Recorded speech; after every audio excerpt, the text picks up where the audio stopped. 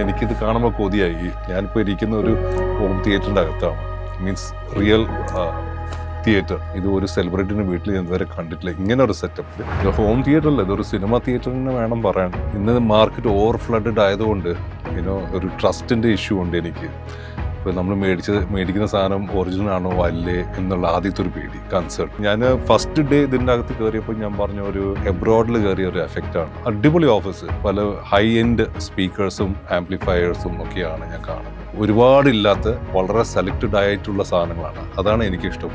ഹോസ്പിറ്റാലിറ്റിന് ഉപരി ഞാൻ ഒരു എന്താ പറയുക, I look at the person who's telling me all this. അയാൾക്ക് ഇതിനെക്കുറിച്ച് വലിയ നോളജ് ഉണ്ട്. കാരണം പലർക്കും ഇതിനെക്കുറിച്ച് നോളജ് ഇല്ല.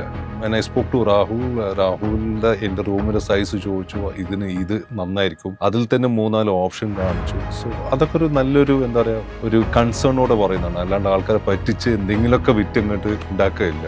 That attracted me.